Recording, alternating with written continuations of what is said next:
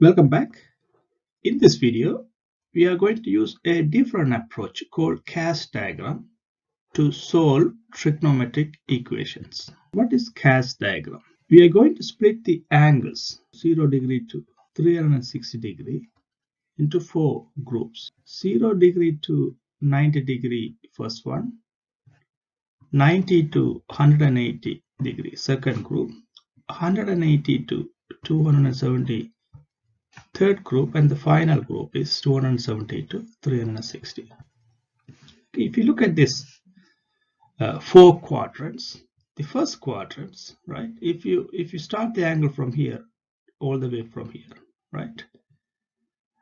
This represents 0 degree. This is 90 degree. So any angle within this quadrant can take between 0 and 90 degree. The second quadrant 180, and from here to here 270 degree, and again we will come back to 0 degree or 360 degree. So why we need cast diagram? Cast diagram, like for example, here in the first quadrant, the angles between 0 and 90. For example, let's pick up an angle like 53 degree. So what is sine 53? Or cos 53 or tan 53. If you use a calculator, you will find out all these are positive. Now, if we move to second quadrant, let's pick up an angle between 90 and 180. Let's say 100 degrees. So sine 100 degree, cos 100 degree, tan 100 degree, any angle between 90 and 180. Sine 100 would be positive, cos 100 would be negative answer, tan 100 would be negative answer. So only sine is positive. And if you move to third quadrant, any angles between 180 to 270. Let's pick up one angle, let's say 200. So sine 200 degree, cos 200 degree, tan 200 degree. If you use your calculator, you will find out only tan 200 would be positive. So any tan values between 180 and 270 is positive. And cos values would be negative, sine values would be negative.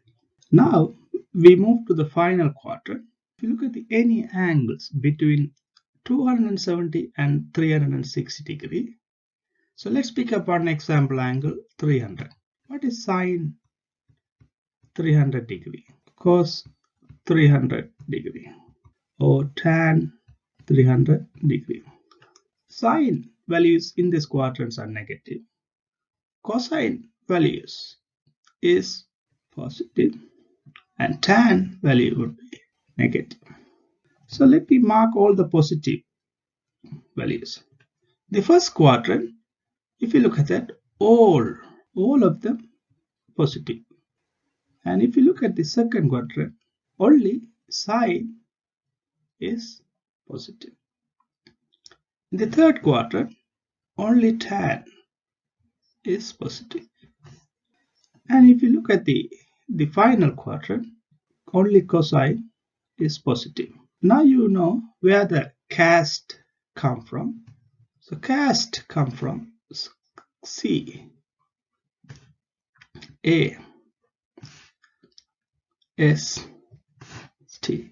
This gives you the cast diagram. So some students make a mistake. When they form this cast diagram, they start the C from the first quadrant. So don't make that mistake. So in a nutshell, what we really need is we need to know that in the first quadrant, all 3 trigonometric ratios are positive. In the second quadrant, when the angle between 90 and 100 degree, only sine would be positive. And the third quadrant, tan would be positive. And finally, the cosine would be positive in the last quadrant.